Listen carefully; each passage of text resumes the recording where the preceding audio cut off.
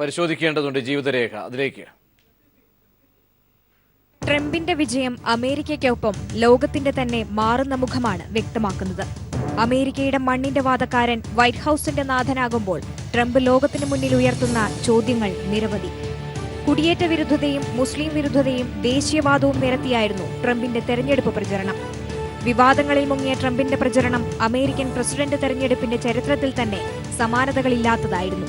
Trump ഉയർത്തിയ വംശീയ പരാമർശങ്ങളും സ്ത്രീവിരുദ്ധ പ്രസ്താവനകളും റിപ്പബ്ലിക്കൻ പാർട്ടി നേതാക്കളെ തന്നെ ട്രംപിൽ നിന്നകറ്റി. ഏറ്റവും ഒടുവിൽ നിരവധി വനിതകൾ ലൈംഗികാരോപണവുമായി രംഗത്തെത്തി. 1946 ജൂണിൽ ന്യൂയോർക്കിൽ ജനിച്ച ട്രംപ് 3 തവണ വിവാഹിതനായി. 2005 വിവാഹം കഴിച്ച മെലാനിയാണ് ഭാര്യ. വിദേശികൾ അമേരിക്കയിലേക്ക് കുടിയേറുന്നതിനെ നഖശിഖാന്തം എതിർക്കുമ്പോഴും സ്ലൊവേനിയക്കാരിയാണ് ട്രംപിന്റെ ഭാര്യയെന്നത് വിരോധാഭാസം. $45,000 കോടി ട്രംപിന്റെ ആസ്തി.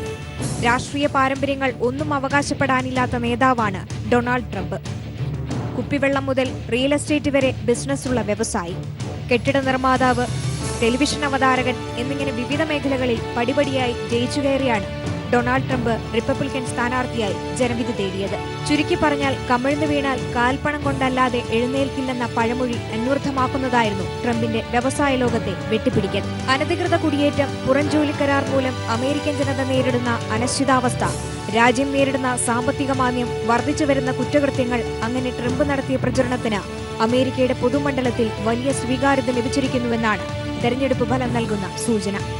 അമേരിക്കക്കാർ സ്വീകരിക്കുമ്പോഴും ലോകതലത്തിൽ ട്രംപിന്റെ സ്വീകാര്യത വലിയ ചർച്ചാ വിഷയമാകും ഇനിയുള്ള ദിവസങ്ങളിൽ. ക്യൂൻസിലെ ജമൈക്ക എസ്റ്റേറ്റിൽ നിന്ന് വൈറ്റ് ഹൌസിലേക്ക് നടന്നു കയറുന്ന ട്രംപ് ഇന്ത്യ അടക്കമുള്ള രാജ്യങ്ങൾക്ക് എത്രമാത്രം അഭിമതനാകുമെന്ന് തന്നെയാണ് കണ്ടറിയേണ്ടത്.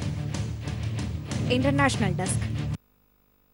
ശ്രീ ദേവദാസ്, ലോകം ഉറ്റുനോക്കുകയാണ് അമേരിക്കയുടെ അമരത്തേക്കെത്തിയ ട്രംപിന്റെ ചലനങ്ങളെ. ആ ജീവിതരേഖയാണ് നമ്മൾ കേട്ടത്. കാരണം വെട്ടിപ്പിടിക്കലിൻ്റെ ഒരു ബിസിനസ്സുകാരൻ്റെ, വ്യാപാരിയുടെ, അതിപ്പോൾ ഒരു വ്യാപാരിയുടെ നയങ്ങൾ അമേരിക്കയുടെ ഇന്നത്തെ സാഹചര്യത്തിൽ അനിവാര്യമായി വരികയാണോ? ആ ജനത ഇതൊക്കെയും ഉൾക്കൊണ്ടുകൊണ്ട് ആഭ്യന്തര വിഷയങ്ങളിൽ വലിയൊരു തിരുത്തൽ ചാലകശക്തിയായി ട്രംപിൻ്റെ നിലപാടുകൾ മാറുമെന്ന് വിശ്വസിക്കുന്നു. ആ വിശ്വാസത്തോട് എത്രത്തോളം നീതി പുലർത്താൻ ട്രംപിൻ്റെ മുൻകാല പ്രവർത്തനങ്ങൾക്ക്, നയങ്ങൾക്കൊക്കെ ആകും? താങ്കൾ എങ്ങനെ വിശ്വസിക്കുന്നു? അതാ വേർഡ്സിൽ തന്നെ ബിറ്റ്വീൻ ദ ലൈൻസ് റീഡ് ചെയ്യുമ്പോൾ ഇപ്പോൾ ട്രംപ് പറഞ്ഞില്ലേ, ഇപ്പോൾ ഹില്ലരിയും എല്ലാം ഒന്നെന്ന് പറയുന്നത് അതാണ് അവരുടെ ചക്ലത്തി പോരോട്ടോ. കള്ള് ഷാപ്പിലെ അടിയെല്ലാം കഴിഞ്ഞിട്ട് പുറത്തിറങ്ങിയിട്ട് നമ്മൾ ബൈ ബൈ പറഞ്ഞു ഓവർ. എന്നിട്ട് പറഞ്ഞൊരു വേർഡാണ് നത്തിങ് ലെസ് ദ ബെസ്റ്റ്. അത് പേടിപ്പിക്കുന്നു. ഇനി ഞങ്ങൾക്ക് ഉറക്കില്ലാണ്ട് നിൽക്കുക. തേർഡ് വേൾഡ് കൺട്രീസ് എന്താ പറയുക, അവിടെ ഇന്റേണലി എല്ലാം തകർച്ചയിൽ. അപ്പോൾ വാരൻ ബഫറ്റിൻ്റെ വേറൊരു പ്രമാദമായ തിയറി ഉണ്ട്, let's make the best out of the waste എന്ന്. അങ്ങനെയാണ് അയാൾ ഇത്ര വലിയ ബിസിനസ് തന്നെ വാരൻ ബഫറ്റ്. അതേ തിയറി, റൂത്ത്ലെസ് ബിസിനസ്മാൻ. ആ റൂത്ത്ലെസ്നെസ് പ്രസിഡന്റ്ഷിപ്പിലും വന്നാൽ അടുത്ത കാലത്ത് നമ്മൾ കാണാൻ പോകുന്നത് ഇറാൻ എന്ന് പറഞ്ഞാൽ internal strife in many countries. ഇതേപോലെ 70s 80s foreign policy, 60 70 80 foreign policy പോലെ എങ്ങനെ ലൂട്ട് ചെയ്യണം എന്നുള്ളതിൻ്റെ ഗവേഷണത്തിൻ്റെ മാർഗരേഖയാക്കിയിട്ടുണ്ടാവും. അത് ഇസ്രയേൽ ഇനി പാലസ്റ്റീനിലേക്ക് ഇന്ന് രാത്രി തന്നെ അറ്റാക്ക് തുടങ്ങുമെന്ന് എനിക്കറിയില്ല. എല്ലാം ഒരു വോൾക്കാനിക് സ്റ്റേറ്റിലാണ്. ഞങ്ങൾക്ക് rest of the world can sleep much better than what Obama was. But internally ഇങ്ങനത്തെ എല്ലാം മുഖപടം ഇപ്പോൾ മോഡി പറയുന്ന പോലെ രാവിലെ നമ്മളിപ്പോൾ 500,000 പോയിട്ട് പാല് വാങ്ങാൻ പറ്റാത്ത പോലത്തെ സ്ഥിതിയിലായെങ്കിലും ഡെവലപ്മെൻറ്റ് എന്നുള്ള മാർഗരേഖ നോക്കി മെഗാ പ്രോജക്ട്സ്, ഡിട്രോയിറ്റ് പോലത്തെ എല്ലാം ഒന്ന് വളർത്താനുള്ള ഇന്റേണലി കുറച്ചൊരു പമ്പ് ചെയ്തിട്ട് ഒരു വളർച്ച. ആർട്ടിഫിഷ്യൽ പമ്പിങ് ആണ് 2008 ഫിനാൻസ് തകർന്ന പോലെ ആർട്ടിഫിഷ്യൽ പമ്പിങ് പോലെ വേറെ കൺട്രീസിലെല്ലാം മാർക്കറ്റ് പിടിക്കും. അതിനുള്ള ബ്ലൂ പ്രിൻറ്റ്സ് ആയിരിക്കും ഇനി കാണാൻ പോകുന്നത്. പക്ഷേ ഇൻവേർഡ്സ് വെപ്പൺസ് എവിടെയെല്ലാം കൺട്രീസിലേക്ക് കുത്തൊഴുക്ക് വരും. നോർത്ത് കൊറിയ, മറ്റേ ഇത് ചൈന, എല്ലാ കൺട്രീസും war torn countries must must act. ഈ അമേരിക്കനെ വിശ്വസിക്കുകയും ചെയ്യറ്. വാർ ടോൺ കൺട്രീസ് ഇപ്പം റഷ്യ അമേരിക്കയും കൂടി ഒരു അച്ചുതണ്ടായ പിന്നെ അവർ കൺട്രോൾ ചെയ്യും. ഞങ്ങൾ ഇങ്ങനെ മുകളിലോട്ട് നോക്കും. ഞങ്ങൾ UN ശക്തിപ്പെടുത്താനുള്ള ഉടനടിയുള്ള ഇത് മോഡി ഗവൺമെൻറ് എല്ലാം സ്ട്രെസ് ചെയ്യണം. Brazil, south Africa and India must be in security council. അത് വേറെ കൺട്രി ബ്രെക്സിറ്റ് എല്ലാം ആയപ്പോൾ ബ്രിട്ടൻ്റെ എല്ലാം ഈ അതർ കൺട്രീസിൻ്റെ ഉള്ള സപ്പോർട്ട് വേഗമാക്കിയിട്ട് ഈ ട്രംപ് അല്ലെങ്കിൽ പുട്ടിനായിട്ട് ബന്ധം എന്നല്ല, ഇതെല്ലാം സ്റ്റുപ്പിഡിറ്റി. എന്താ പറയുക, അമേരിക്കൻ ഇന്റേണൽ കണ്ടില്ലേ, റിപ്പബ്ലിക്കൻസും ഡെമോക്രാറ്റ്സും വലിയ വ്യത്യാസമില്ല എന്ന് ഇപ്പം തന്നെ സ്പീച്ച് കണ്ടില്ലേ. ഷീ ഫോട്ട് വെൽ ഇനി ഒരു ഫ്രണ്ട്സ് ആവും for Americans own good. Other countries natural resources will be looted. So നമ്മൾ Venezuela will be attack. Internal strikes ഇപ്പോൾ വെനിസുല വീഴും ഈ മെഡൂരൻ്റെ കാലത്ത്. എന്താ പറയുക, അവരെ ഫിനാൻസ് ചെയ്യും. ഇപ്പം ആ ഷെവസിൻ്റെ തൊട്ട് മുമ്പുള്ള സീസൺ പോലെ ഒരു അട്ടിമറി ഉണ്ടാവും. പല കൺട്രീസും വിൽ ബി ഇൻ അട്ടിമറി. അത് പക്ഷേ നേരെ മിലിറ്ററിയിലേക്ക് പോവില്ല. പക്ഷേ 32 കൺട്രീസ് വളരെ വിജിലൻ്റ് ആയിരിക്കണം. ISIS എന്ന് പറഞ്ഞിട്ട് ആരെയും UN കൊണ്ടുള്ള ഒരു UN ഒരു പപ്പറ്റാവുമോ എന്നൊരു സംശയം.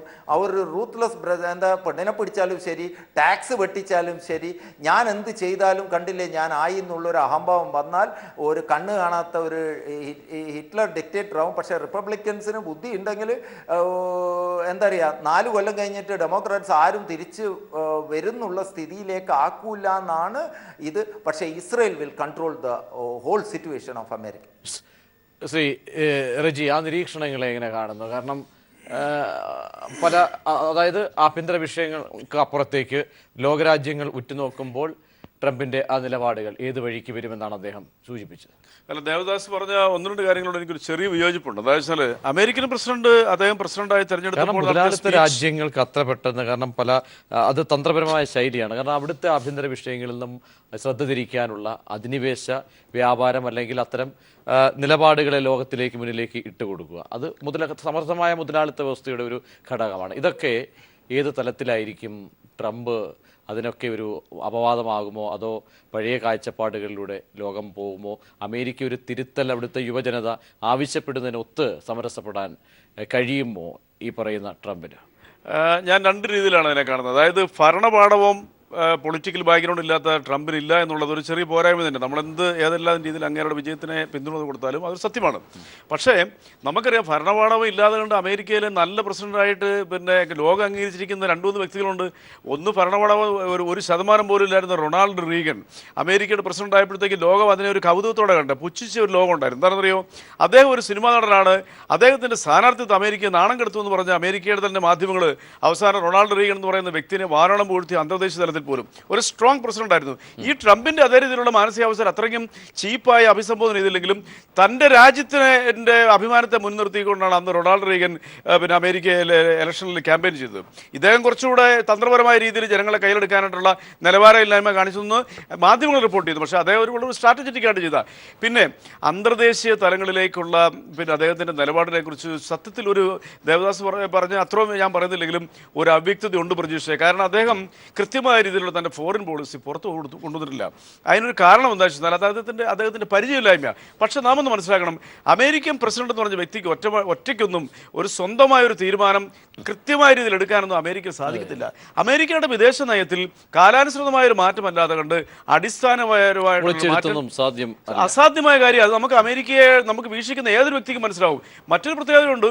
ഇപ്പം ഈ ജ്യൂസിൻ്റെ പിന്നെ കഴിഞ്ഞ 8 വർഷം കാലത്തുള്ള യഹൂദ വംശജരുടെ അമേരിക്കയിലെ ഭരണത്തിലുള്ള ആ പിടി ഒരല്പം അയഞ്ഞു എന്നുള്ളത് ദേവദാസ് പറഞ്ഞത് എന്നോട് ഞാനും യോജിക്കുകയാണ്. അവരുടെ ഒരു അപ്പർ ഹാൻഡ് വരാനുള്ള ഒരു ചെറിയ സാധ്യതയുണ്ട്. പക്ഷേ അതുകൊണ്ട് പിന്നെ പാലസ്തീൻ വിഷയത്തിൽ ഒരു കടന്നുകയറ്റം അമേരിക്ക നടത്താനുള്ള സാധ്യതകൾ വളരെ കുറവാണ്.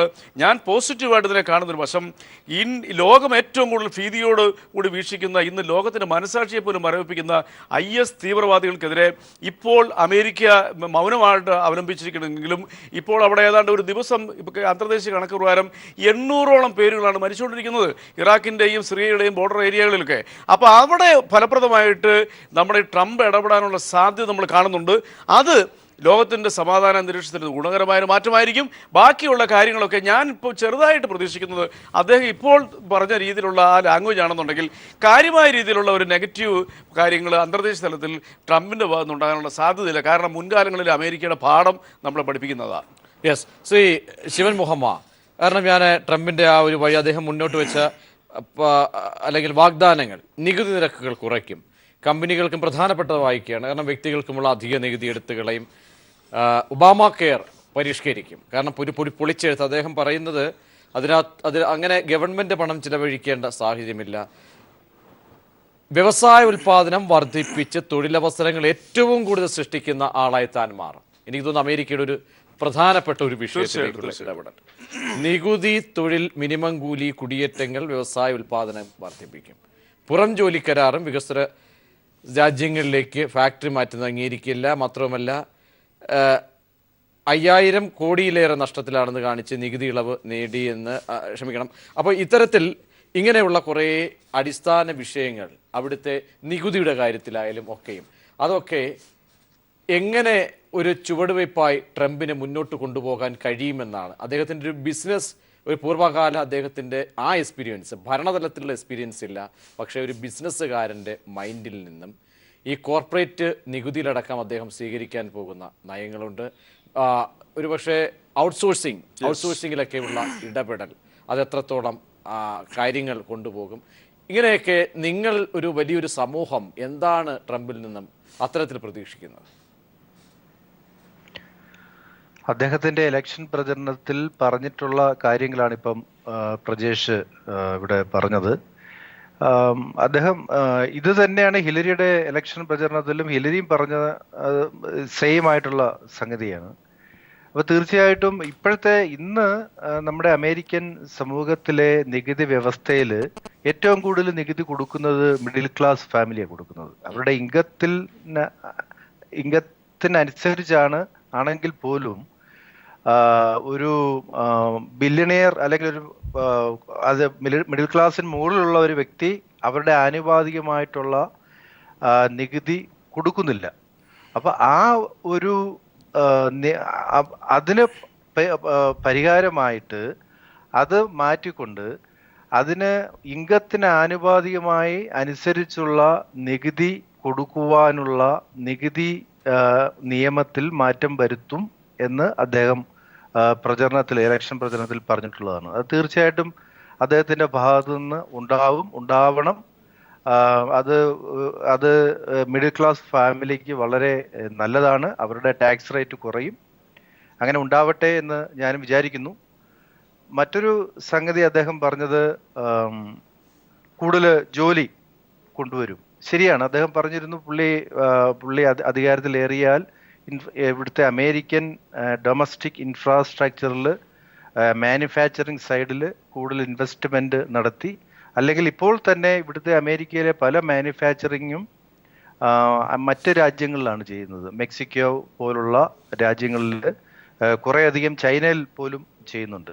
ഇവിടുത്തെ കാർ നിർമ്മാണത്തിന്റെ വലിയ ഒരു കമ്പനിയാണ്, നമുക്കെല്ലാവർക്കും അറിയാവുന്ന ഫോർഡ്. അവരുടെ ലോകത്തിലെ ഏറ്റവും വലിയ കാർ നിർമ്മാണ കമ്പനി ഇപ്പോൾ നിർമ്മിച്ചിരിക്കുന്നത് മെക്സിക്കോയിലാണ് നിർമ്മിച്ചിരിക്കുന്നത്. അപ്പൊ അങ്ങനെ വരുമ്പോഴത്തേക്ക് ഇവിടുത്തെ മാനുഫാക്ചറിങ് ജോബ്സ് എല്ലാം അന്യരാജ്യത്തേക്ക് പോവുകയാണ്. അപ്പൊ അത് ഒഴിവാക്കും എന്ന് അദ്ദേഹം പറഞ്ഞിട്ടുണ്ട്. അപ്പൊ അതിനുള്ള നടപടികൾ അദ്ദേഹം സ്വീകരിക്കും എന്ന് വിചാരിക്കുന്നു. തീർച്ചയായിട്ടും അങ്ങനെ ഉള്ള ഒരു സിറ്റുവേഷനിലോട്ട് വന്നു കഴിഞ്ഞാൽ അത് അമേരിക്കൻ എക്കണോമിക്ക് ഗുണം ചെയ്യും. അമേരിക്കക്കാർക്ക് കൂടുതൽ ജോലി സാധ്യത ലഭിക്കും. പിന്നെ അദ്ദേഹം പറഞ്ഞിട്ടുള്ളതാണ് ഇമിഗ്രേഷൻ രംഗത്ത് അദ്ദേഹം പുതിയ വ്യവസ്ഥകൾ കൊണ്ടുവരുമെന്ന്. അത് ഇന്ത്യയെ എങ്ങനെ ബാധിക്കും എന്ന് ചോദിച്ചു കഴിഞ്ഞാൽ എനിക്കറിയില്ല. ഇന്ന് ഇന്ത്യയിൽ നിന്നുള്ള ആൾക്കാരാണ് ഏറ്റവും കൂടുതൽ ടെക്നോളജി രംഗത്ത് നിന്ന് H1B വിസ വഴി അമേരിക്കയിൽ എത്തുന്നത്. എന്തായാലും അദ്ദേഹം പറഞ്ഞ ഇത് വെച്ച് നമ്മൾ നോക്കുകയാണെങ്കിൽ തീർച്ചയായിട്ടും അമേരിക്കൻ ജനതയ്ക്ക് അമേരിക്കയിൽ കൂടുതൽ ജോലി സാധ്യതകൾ ഉണ്ടാവുവാനും മറ്റ് സ്മാൾ ബിസിനസ്, അദ്ദേഹം പറഞ്ഞ മറ്റൊരു സംഗതി ആണ് സ്മാൾ ബിസിനസ് നടത്തുന്നവർക്ക് കൂടുതൽ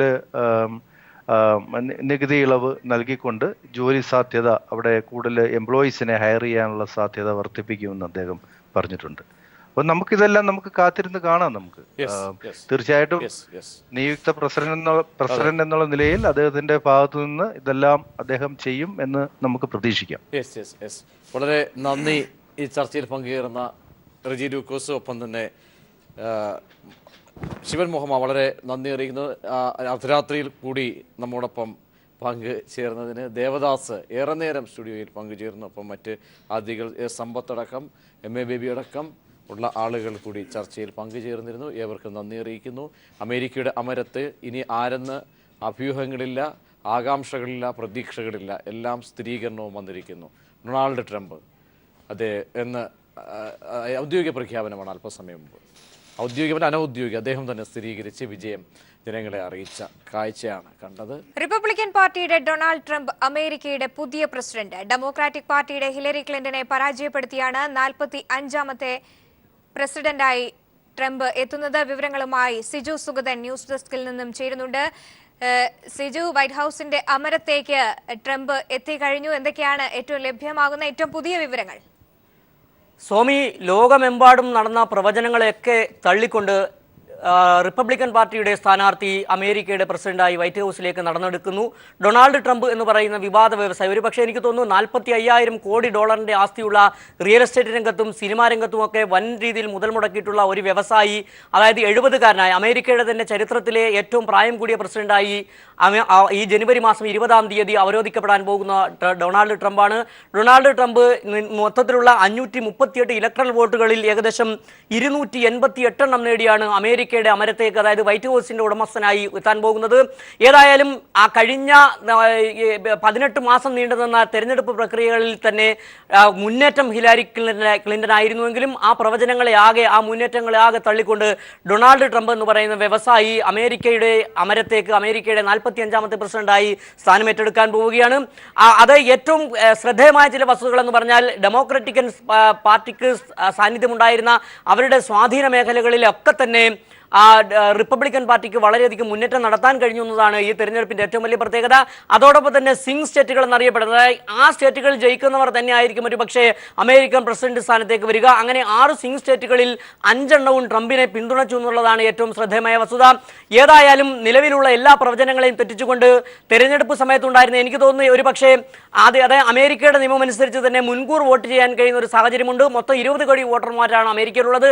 അതിൽ തന്നെ 4 കോടി വോട്ടർമാർ, 4.2% വോട്ടർ, 4.2 കോടി വോട്ടർമാർ ആദ്യം തന്നെ വോട്ട് രേഖപ്പെടുത്തിയിരുന്നു. ഈ കാര്യങ്ങളിൽ, ഇത്തരം അവസ്ഥകളിലൊക്കെ തന്നെ, ഈ സാഹചര്യങ്ങളിലൊക്കെ തന്നെ ഹിലരി ക്ലിന്റൺ ആയിരുന്നു മുൻതൂക്കമുണ്ടായിരുന്നത്. ഇതിനെല്ലാം പിന്തള്ളിക്കൊണ്ടാണ് ഇപ്പോൾ ട്രംപ് അമേരിക്കയുടെ അമരക്കാരനായി രംഗത്തെത്തിയിരിക്കുന്നത്. മാത്രവുമല്ല, ഏറ്റവും ശ്രദ്ധേയമായ വസ്തുത എന്ന് പറഞ്ഞാൽ, ആദ്യം മുതൽ തന്നെ, അതായത് സംവാദത്തിൽ ഉൾപ്പെടെ വിവാദങ്ങളിൽ ഉൾപ്പെട്ട് നിന്നിരുന്ന ട്രംപ് ലൈംഗിക വിവാദം ഉൾപ്പെടെ, അതോടൊപ്പം തന്നെ വർണ്ണവെറിയുമായി ബന്ധപ്പെട്ട വിഷയങ്ങളിലടക്കം, കുടിയേറ്റ വിഷയങ്ങളിലടക്കം, ഇസ്ലാമിക വിരുദ്ധതയിലടക്കം തന്നെ ആദ്യം മുതൽ തന്നെ വിവാദങ്ങളുടെ തോഴനായിരുന്ന ട്രംപ് വിജയത്തിലേക്ക്, അമേരിക്കയിലെ വൈറ്റ് ഹൗസിലേക്ക് നടന്നെടുക്കുന്ന കാഴ്ചയാണ് നമുക്കിപ്പോൾ കാണാൻ കഴിയുന്നത്. ഏറെക്കുറെ മൊത്തം, അതായത് 50 സ്റ്റേറ്റുകളിൽ 48 സ്റ്റേറ്റുകളിലെയും വോട്ട് എണ്ണിക്കഴിഞ്ഞിരിക്കുകയാണ്. ഇതിൽ തന്നെ 287, അതായത് നമുക്കറിയാം അമേരിക്കയിൽ പോപ്പുലർ വോട്ടും അതോടൊപ്പം തന്നെ ഇലക്ട്രൽ വോട്ടുകളുണ്ട്. അത് ഇലക്ട്രൽ വോട്ടുകളിൽ 538 എണ്ണത്തിൽ 288 നേടിയാണ് ട്രംപ് വിജയത്തിലേക്ക് അടുത്തിരിക്കുന്നത്. നമുക്കറിയാം 270 വോട്ട് നേടുന്ന ആൾക്ക് പ്രസിഡന്റ് സ്ഥാനാർത്ഥിയാകാൻ കഴിയും. അതോടൊപ്പം തന്നെ സെനറ്റിലേക്ക് നടന്ന വോട്ടെടുപ്പിൽ സെനറ്റിലെ 48 സീറ്റുകൾ റിപ്പബ്ലിക്കൻസ് നേടിയപ്പോൾ 47 സീറ്റുകൾ മാത്രമാണ് ഹിലരിക്ക് നേടാൻ കഴിഞ്ഞത്. ഏതായാലും അല്പം മുമ്പ് തന്നെ ട്രംപ് വിജയം ആഘോഷിച്ചുകൊണ്ട് അമേരിക്കൻ ജനതയെ അഭിസംബോധന ചെയ്തു. ആദ്യ പരിഗണന അമേരിക്കയ്ക്കാണ്. അതോടൊപ്പം തന്നെ ലോകരാജ്യങ്ങളെല്ലാം ഇനി നമുക്കൊന്നായി മുന്നേറാമെന്നാണ് ട്രംപ് വിജയം ഉറപ്പിച്ച ശേഷം അമേരിക്കൻ ജനതയെ അഭിസംബോധന ചെയ്തുകൊണ്ട് പറഞ്ഞത്. റിപ്പബ്ലിക്കൻ പാർട്ടിക്കും അതോടൊപ്പം തന്നെ അമേരിക്കൻ ജനതയ്ക്കും അഭിവാദ്യം അർപ്പിക്കുന്നു എന്നാണ് ട്രംപ് ഈ അഭിവാദ്യ പ്രസംഗം നടത്തിക്കൊണ്ട് പറഞ്ഞത്. ഏതായാലും എല്ലാ പ്രവചനങ്ങളെയും തെറ്റിച്ചുകൊണ്ട് ഹിലാരി ക്ലിന്റനെ, അതായത് ഡെമോക്രാറ്റിക് പാർട്ടിയുടെ 8 വർഷത്തെ ഭരണം അവസാനിപ്പിച്ചുകൊണ്ട് ട്രംപ് റിപ്പബ്ലിക്കൻ പാർട്ടിയെ വീണ്ടും അധികാരത്തിലേക്ക് തിരിച്ചെത്തിയിരിക്കുന്ന കാഴ്ചയാണ് നമുക്ക് കാണാൻ കഴിയുന്നത്. ഏതായാലും തുടക്കം മുതൽ തന്നെ മൊത്തത്തിൽ ഒരു പിന്തിരിപ്പൻ നിലപാടുകൾ, ഇന്ത്യക്കാരെ സംബന്ധിച്ച് പറയുകയാണെങ്കിൽ ഒരു പിന്തിരിപ്പൻ നിലപാട് സ്വീകരിച്ച രാഷ്ട്രീയ നേതാവാണ് ട്രംപ്.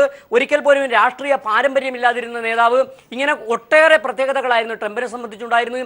അതുകൊണ്ട് തന്നെ ഒരുപക്ഷെ നേരത്തെ സൂചിപ്പിച്ചതുപോലെ തന്നെ 45,000 കോടി ഡോളറിന്റെ ആസ്തിയുള്ള അമേരിക്കയിലെ ശതകോടീശ്വരന്മാരിലെ എണ്ണപ്പെട്ട ഒരാളെന്ന് തന്നെ പറയുന്ന ട്രംപ് അതോടൊപ്പം തന്നെ വർണ്ണവെറിയുമായി ബന്ധപ്പെട്ട് പറയുകയാണെങ്കിൽ വർണ്ണവെറിയൻ എന്ന് തന്നെ വിശേഷിപ്പിക്കാം ഒരു പക്ഷേ. അതുകൊണ്ടൊക്കെ തന്നെ അമേരിക്കൻ ജനതയുടെ ഒരു വെള്ളക്കാരെന്ന് പറയുന്ന വൈറ്റ്സ് ഏറെ പിന്തുണച്ച ഒരു നേതാവ് തന്നെയാണ് ട്രംപ് എന്ന് പറയാം.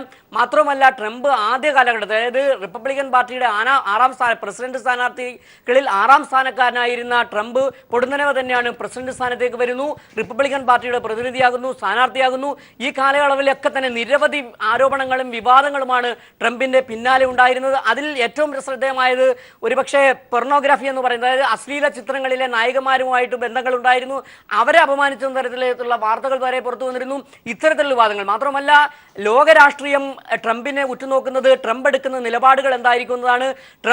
ആദ്യം തന്നെ ട്രംപ് ഇക്കാര്യത്തിൽ വ്യക്തമാക്കി, ഇസ്ലാം വിരുദ്ധത, ലോകത്തിന്റെ പ്രശ്നം ഇസ്ലാമിസ്റ്റുകളാണ്, അതുകൊണ്ട് തന്നെ അവരെ അമേരിക്കയിലേക്ക് ആവശ്യമില്ല എന്ന തരത്തിൽ പറഞ്ഞു. മാത്രമല്ല കുടിയേറ്റം പ്രശ്നമാണ്, കുടിയേറ്റക്കാരെ അമേരിക്കയിലേക്ക് അനുവദിക്കില്ല എന്ന തരത്തിൽ പറഞ്ഞു. ഇതെല്ലാം തന്നെ ഒരുപക്ഷെ ലോകരാജ്യങ്ങളും ഇന്ത്യയും തന്നെ ഉറ്റുനോക്കുന്ന അവസ്ഥയാണ്. ഇന്ത്യക്കാരെ സംബന്ധിച്ച് ഇന്ത്യക്കാരായ നിരവധി ജനങ്ങൾ അവിടെ കുടിയേറ്റം നേടാൻ വേണ്ടി അപ്ലൈ ചെയ്തിരിക്കുന്ന സാഹചര്യമുണ്ട്. മാത്രമല്ല വിസ നിയമങ്ങളിൽ എടുക്കുന്ന നിലപാടുകൾ വലതുപക്ഷ തീവ്രവാദം എന്ന് പറയുന്നത് വളരെയധികം വലതുപക്ഷ തീവ്രവാദിയാണ് എന്ന് തന്നെ പറയാൻ ട്രംപ്. ഇത്തരത്തിൽ ട്രംപ് എടുക്കുന്ന നിലപാടുകൾ ആഗോള രാഷ്ട്രീയത്തിലും ആഗോള തീവ്രവാദത്തിന് ഏത് തരത്തിലുള്ള തിരിച്ചടിയായിരിക്കും, അല്ലെങ്കിൽ ആഗോള തീവ്രവാദം ഇനി ഏത് തരത്തിലായിരിക്കും മുന്നോട്ട് പോവുക എന്ന തരത്തിലേക്ക് ആശങ്കയോടാണ് ഒരേ സമയം ലോകരാഷ്ട്രീയവും അതോടൊപ്പം തന്നെ അമേരിക്കക്കാരും ഉറ്റുനോക്കുന്നത്. ഏതായാലും ഈ ട്രംപ് വിജയിച്ചിരിക്കുന്നത് അതായത് അമേരിക്കയിലെ നിലവിലെ ഡെമോക്രാറ്റിക് പാർട്ടിയെ പിന്തുണച്ച നിരവധി സംസ്ഥാനങ്ങൾ ഇത്തവണ റിപ്പബ്ലിക്കൻ പാർട്ടിയെ പിന്തുണച്ചതും, അതോടൊപ്പം തന്നെ ട്രംപ് നേരത്തെ തന്നെ പറഞ്ഞിരുന്നത് ട്രംപ് അധികാരത്തിലെത്തിയാൽ കോടീശ്വരന്മാർക്ക് നികുതി ഇളവ് പ്രഖ്യാപിക്കും എന്ന തരത്തിലൊരു പ്രസ്താവനകൾ നടത്തിയിരിക്കും. ഇത് അവിടുത്തെ മധ്യവർഗ്ഗക്കാരെ ഒരുപക്ഷെ അലട്ടുന്നുണ്ടാകാം.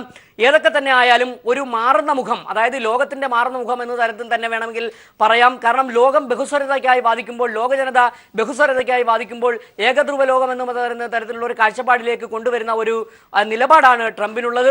ഇക്കാര്യത്തിൽ തന്നെ നമ്മൾ ഇന്ത്യക്കാരെ സംബന്ധിച്ച് പറയുകയാണെങ്കിൽ ഇന്ത്യക്കാരുടെ മൊത്തത്തിലുള്ള ഒരു കാഴ്ചപ്പാട്, ലോകജനത മൊത്തം ബഹുസ്വരതയ്ക്കായും വിവിധ സംസ്കാരങ്ങൾക്ക് വേണ്ടി വാദിക്കുമ്പോൾ ഞങ്ങൾ വെളുത്ത വർഗ്ഗക്കാർ എന്ന തരത്തിലുള്ള നിലപാട് ഉയർത്തിപ്പിടിച്ച ട്രംപിനെയാണ് ഇപ്പോൾ അമേരിക്കക്കാർ ജയിപ്പിച്ചിരിക്കുന്നത്. വളരെ ഈ തെരഞ്ഞെടുപ്പിന്റെ തുടക്കകാല സമയങ്ങളിൽ ഇഞ്ചോടിഞ്ച് എന്ന തരത്തിൽ പോരാട്ടം പിന്നീട് വളരെ ഒരു ക്ലിയർ സ്വീപ്പ് എന്ന തരത്തിലേക്ക് തന്നെ ഒരു മുന്നേറ്റം തന്നെയായിരുന്നു ട്രംപ് നടത്തിയത്. ഏകദേശം 280, ഇപ്പോൾ ഏറ്റവും പുതിയ വിവരങ്ങൾ പുറത്തു വരുന്നതനുസരിച്ച് 288 ഇലക്ടറൽ വോട്ടുകളും അതോടൊപ്പം തന്നെ 48 പോപ്പുലർ വോട്ടുകളുമാണ് ട്രംപ് നേടിയിട്ടുള്ളത്. ഹിലരി പരാജയം സംബന്ധിച്ചുകൊണ്ട് ട്രംപിനെ ഫോണിൽ അഭിനന്ദനം അറിയിച്ചിരിക്കുന്നു. ഏതായാലും വരും ദിവസങ്ങൾ ഒരുപക്ഷെ അമേരിക്കൻ രാഷ്ട്രീയത്തിലും അതോടൊപ്പം തന്നെ ആഗോള രാഷ്ട്രീയത്തിലും വൻ ചലനങ്ങൾക്ക് തന്നെ വഴിവെച്ചേക്കാവുന്ന വിജയമാണ് ട്രംപിന് ലഭിച്ചിരിക്കുന്നത്. ട്രംപ് ഉയർത്തുന്ന രാഷ്ട്രീയ നിലപാടുകൾ എന്ത്, അതോടൊപ്പം തന്നെ ആഗോളീകരണത്തിലും എടുക്കുന്ന നിലപാടുകൾ എന്ത്, വ്യാവസായിക ലോകം അതോടൊപ്പം തന്നെ ഉറ്റുനോക്കുന്നുണ്ട്. ഇന്ത്യയിലെ IT വ്യവസായം ഉറ്റുനോക്കുന്നത് ട്രംപിന്റെ നിലപാടുകളെ കുറിച്ചാണ്. നേരത്തെ സൂചിപ്പിച്ചതുപോലെ കുടിയേറ്റത്തിന് ഒക്കെ എതിരായിട്ടുള്ള ഇസ്ലാം വിരുദ്ധനായ ട്രംപ് ഇത്തരത്തിൽ ആഗോള രാഷ്ട്രീയം, നമുക്കറിയാം ഇപ്പോൾ തന്നെ സിറിയ, അതോടൊപ്പം തന്നെ സിറിയയിലടക്കം നടക്കുന്ന, അതോടൊപ്പം തന്നെ പശ്ചിമേഷ്യൻ രാഷ്ട്രീയങ്ങളിൽ അടക്കം നടക്കുന്ന പ്രശ്നങ്ങൾ, ഇതിലൊക്കെ എന്ത് നിലപാടാണ് ട്രംപ് എടുത്തിരിക്കുന്നത്? ട്രംപ് നേരത്തെ പറഞ്ഞ കാര്യങ്ങൾ വെച്ച് നോക്കുകയാണെങ്കിൽ തീർച്ചയായും ഒരു തരത്തിലൊരു ആഗോള രാഷ്ട്രീയത്തിൽ തന്നെ വലിയൊരു സംഘർഷത്തിന്റെ സാധ്യത ഒരുപക്ഷെ തെളിഞ്ഞു വന്നിരിക്കാം. നമുക്കറിയാം യൂറോപ്യൻ രാജ്യങ്ങളിലാകെ തന്നെ തീവ്രവാദത്തിന്റെ ഭീഷണി നേരിടുന്ന ഒരു സാഹചര്യത്തിൽ ആഗോള തീവ്രവാദത്തിനുമായി ബന്ധപ്പെട്ട് ട്രംപ് എടുക്കുന്ന നിലപാടുകൾ എന്തായിരിക്കുമെന്ന് ലോകം ഇനി കണ്ടറിയേണ്ടിയിരിക്കുന്നു. ലോകം അത്തരത്തിലുള്ള ആശങ്കയോട് നോക്കിക്കാണുകയാണ്. മാത്രവുമല്ല ഇത്തരത്തിൽ, അതായത് വ്യാവസായിക ആഗോളവൽക്കരണത്തെയും സംബന്ധിച്ച് മറ്റൊരു കാര്യം ഇത്തരത്തിൽ പറയാനുള്ളത്, അമേരിക്കക്കാരെ തന്നെ ആശങ്കയിലാർത്തുന്ന ഒരു വസ്തുത എന്ന് പറഞ്ഞാൽ, ലോകത്തിന് മുന്നിൽ അമേരിക്ക വളരെ അഭിമാനപൂർവ്വം അവതരിപ്പിച്ച ഒബാമ കെയർ എന്ന് പറയുന്ന ആരോഗ്യ സുരക്ഷാ പദ്ധതി ഇത് നിർത്തലാക്കുമെന്ന തരത്തിൽ ട്രംപ് തന്നെ പറഞ്ഞിട്ടുണ്ട്. ഏതായാലും ജനുവരി 20-ാം തീയതിയാണ് ട്രംപ് അമേരിക്കയുടെ പ്രസിഡന്റായി സ്ഥാനമേൽക്കുന്നത്.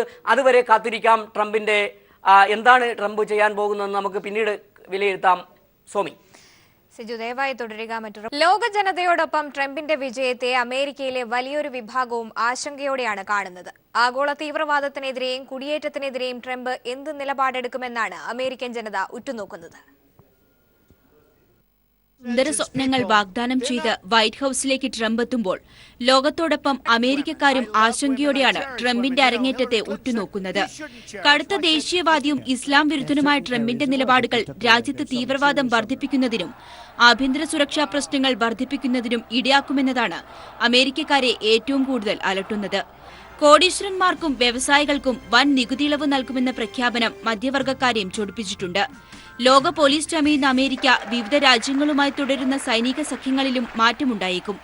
ലോക ജനതയോടൊപ്പം അമേരിക്കയിലെ വലിയൊരു വിഭാഗവും ബഹുസ്വരതയ്ക്കായി മുറവിളി കൂട്ടുമ്പോൾ ഏകദ്രവ ലോകത്തിനായി നിലകൊള്ളുന്ന ട്രംപ് കടുത്ത തലവേദന സൃഷ്ടിക്കുമെന്ന് പറയുന്ന വിഭാഗക്കാരുമുണ്ട്. റിപ്പബ്ലിക്കൻ പാർട്ടിയുടെ ആഭ്യന്തര രാഷ്ട്രീയ സമവാക്യങ്ങൾ മാറ്റുമെന്നത് പാർട്ടി അനുഭാവികളിൽ ചിലരെങ്കിലും ആശങ്കയോടെ കാണുന്നുണ്ട്. അമേരിക്ക ലോകത്തിനു മുന്നിൽ അഭിമാനത്തോടെ എടുത്തുകാട്ടിയ ഒബാമ കെയർ പദ്ധതി പിൻവലിക്കുമെന്നതാണ് ശരാശരി അമേരിക്കക്കാരനെ അലട്ടുന്നത്. ചുരുക്കത്തിൽ ട്രംപ് പ്രതിനിധാനം ചെയ്യുന്ന റിപ്പബ്ലിക്കൻ പാർട്ടിയും ശരാശരി അമേരിക്കക്കാരനും ട്രംപ് എന്താണ് കാട്ടിക്കൂട്ടാൻ പോകുന്നത് എന്ന് കാണാൻ കാത്തിരിക്കുകയാണ്. International desk. വ്യക്തിപരമായ അധിക്ഷേപങ്ങളും ആരോപണ പ്രത്യാരോപണങ്ങളും ആയും US തെരഞ്ഞെടുപ്പുകളിൽ പതിവാണെങ്കിലും രാഷ്ട്രീയ മര്യാദയുടെ എല്ലാ പരിധികളും ലംഘിച്ചുള്ളതായിരുന്നു ഇത്തവണത്തേത്. ചരിത്രത്തിലെ ഏറ്റവും നിലവാരം കുറഞ്ഞ തെരഞ്ഞെടുപ്പ് പ്രചരണങ്ങളിൽ ഒന്നായിരുന്നു ലോകത്തിലെ ഏറ്റവും ശക്തമായ ജനാധിപത്യ രാജ്യത്തെ പ്രസിഡന്റ് തെരഞ്ഞെടുപ്പ് ഇക്കുറി സാക്ഷ്യം വഹിച്ചത്. നയങ്ങളും നിലപാടുകളും വിശദീകരിക്കുന്നതിനേക്കാൾ ആരോപണങ്ങളും പ്രത്യാരോപണങ്ങളും ഉന്നയിക്കാനും അവയ്ക്ക് മറുപടി നൽകാനുമാണ് പ്രചാരണത്തിലുടനീളം ഹിലരിയും ട്രംപും സമയമേറെ ചെലവഴിച്ചത്. ആഭ്യന്തര വിദേശ വാണിജ്യ നികുതി നയങ്ങളിൽ സ്ഥാനാർത്ഥികൾ എവിടെ നിൽക്കുന്നു എന്നറിയാൻ കാത്തിരുന്നവർക്ക് മുന്നിലേക്കെത്തിയത് ലൈംഗികാരോപണങ്ങളും നികുതി വെട്ടിപ്പിന്റെ കഥകളും അഴിമതി വാർത്തകളുമൊക്കെയാണ്. ട്രംപിന്റെ നാവാണ് തെരഞ്ഞെടുപ്പ് പ്രചാരണ വിഷയങ്ങൾ നിശ്ചയിച്ചതെന്നും വേണമെങ്കിൽ പറയാം. ടെലിവിഷൻ സംവാദങ്ങളിലും ട്വിറ്റർ സന്ദേശങ്ങളിലുമെല്ലാം ട്രംപിന് നാവ് പിഴച്ചു. സ്വന്തം ഭർത്താവിനെ തൃപ്തിപ്പെടുത്താൻ പോലും കഴിയാത്ത ഹിലരി എങ്ങനെ അമേരിക്കയെ തൃപ്തിപ്പെടുത്തുമെന്നിങ്ങനെ സ്ത്രീവിരുദ്ധതയുടെ അങ്ങേയറ്റം കണ്ട കമന്റുകൾ നിരന്തരം പറഞ്ഞ ട്രംപിന് വംശീയ വർഗീയ അധിക്ഷേപങ്ങൾ ചൊരിയുന്നതിലും ഒരു നിയന്ത്രണവുമുണ്ടായില്ല. അഭയാർത്ഥികളെക്കുറിച്ചും കുടിയേറ്റത്തെക്കുറിച്ചുമുള്ള ട്രംപിന്റെ നിലപാടുകൾ രാജ്യാന്തര തലത്തിൽ വിവാദ ചുഴികൾ തീർത്തു. ഹിലരിയെ മാത്രമല്ല, പ്രസിഡന്റ് ബറാക് ഒബാമയെയും മുൻ പ്രസിഡന്റ് ബിൽ ക്ലിന്റനെയും റിപ്പബ്ലിക്കൻ പാർട്ടിയിലെ തന്റെ എല്ലാ എതിരാളികളെയും കണക്കറ്റധിക്ഷേപിക്കാൻ ട്രംപിന് ഒരു മടിയുമുണ്ടായില്ല. ഹിലരിക്കെതിരായ ഇമെയിൽ വിവാദവും ട്രംപിന്റെ നികുതി തട്ടിപ്പും ഈ തെരഞ്ഞെടുപ്പിൽ വലിയ ചർച്ചയായി. ശതകോടീശ്വരനായ ട്രംപ് 2 പതിറ്റാണ്ടോളം അനധികൃത നികുതി ഇളവ് നേടിയെന്ന ആരോപണം ഹിലരി ക്യാമ്പ് നിരന്തരം ഉന്നയിച്ചു. നികുതി വ്യവസ്ഥകളെ ബുദ്ധിപൂർവ്വം ഉപയോഗിച്ച് ഇളവ് നേടിയത് തന്റെ മിടുക്കാണെന്നായിരുന്നു ട്രംപിന്റെ വിശദീകരണം.